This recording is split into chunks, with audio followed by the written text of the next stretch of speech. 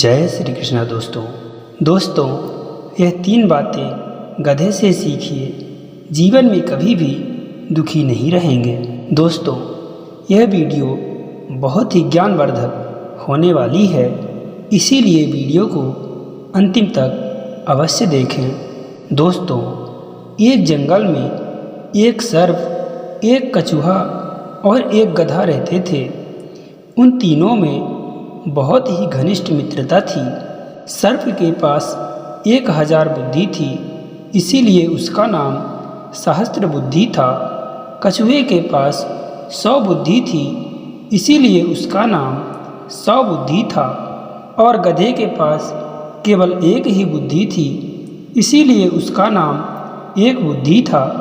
एक दिन गधा घास खाते हुए जंगल के दूसरे छोर तक चला जाता है और वहाँ उसे कुछ व्यक्ति जंगल में आग लगाते हुए दिखाई देते हैं।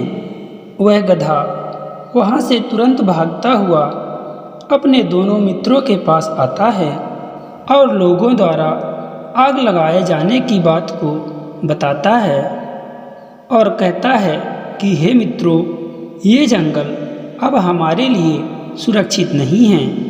अब हमें कोई दूसरा सुरक्षित स्थान ढूंढ लेना चाहिए, नहीं तो हम सब मारे जाएंगे।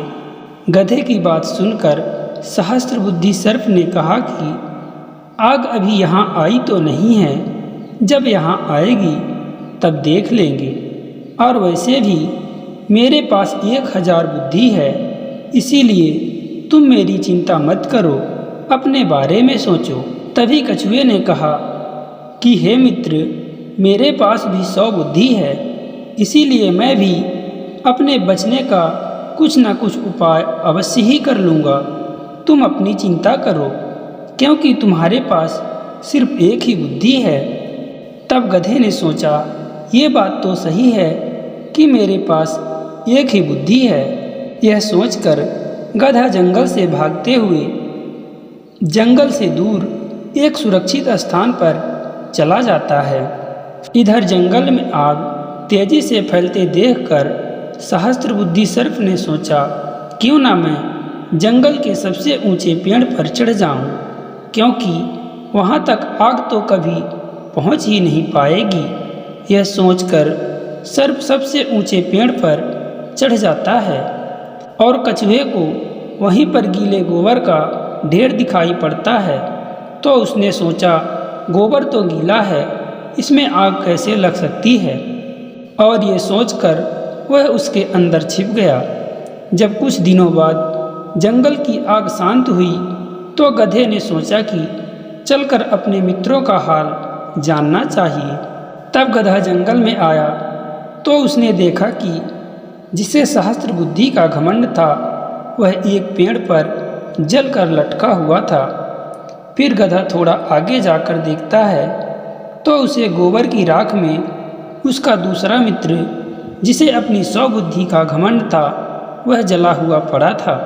तो गधे ने सोचा, अच्छा हुआ मेरे पास 1 ही बुद्धि थी। अगर इन लोगों की तरह ही मेरे पास भी अनेक बुद्धि होती तो मैं भी इन्हीं की तरह बुद्धि की घमंड में मारा जाता।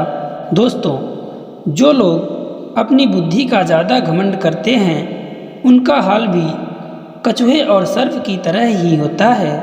मनुष्य चाहे कितना भी बुद्धिमान क्यों ना हो, अगर उसे कहीं से भी ज्ञान की बातें प्राप्त हो तो उसे ग्रहण कर लेना चाहिए और उसे समझना चाहिए कि कौन मेरा हित चाहता है और कौन मेरा बुरा चाहता है। और एक बुद्धिमान प्राणी वही है जो समय रहते हुए आने वाले मुसीबत से बिना आलस्य किए हुए अपना बचाव कर सके। दोस्तों इस कहानी में गधे का जीवन इसलिए बच गया क्योंकि उसने घमंड नहीं किया था और बिना आलस्य के जंगल को छोड़कर तुरंत वहाँ से भाग गया था। दोस्तों व्यक्ति को गधे से पहली बात यह सीखनी चाहिए कि गधा कभी भी आलसी नहीं होता है। गधे को जिस कार्य के लिए लाया जाता है, वह निरंतर बिना थके हुए उस कार्य को करता रहता है। व्यक्ति भी अगर किसी काम में लगातार लगा रहे तो उसे भी उस काम में एक ना एक दिन सफलता अवश्य ही प्राप्त होती है।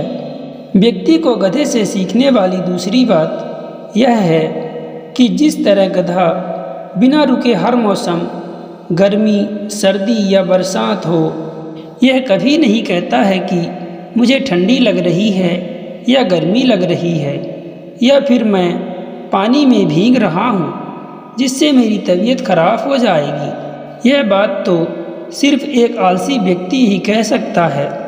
जिस व्यक्ति को अपने कार्य में सफल होना होता है वह हर परिस्थिति में अपने काम के प्रति लगा रहता है और वह कभी हार नहीं मानता है।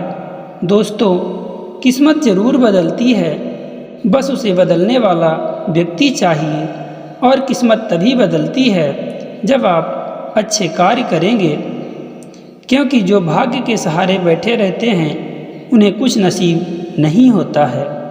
दोस्तों, गधे से सीखने वाली तीसरी बात यह है कि वर्तमान में जो रूखा सूखा मिल रहा है वही बहुत है और हमें उसी में खुश रहना चाहिए और अच्छे कार्य करते रहना चाहिए, क्योंकि जैसा कर्म होगा वैसा ही फल प्राप्त होगा, क्योंकि अच्छे कर्मों के फल अच्छे होते हैं और बुरे कर्मों के फल भी बुरे ही होते हैं।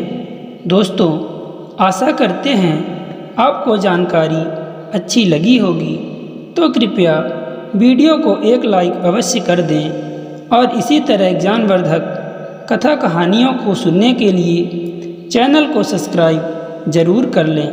दोस्तों, इस वीडियो में इतना ही, मिलते हैं अगले वीडियो में। तब तक के लिए जय श्री कृष्णा, राधे राधे।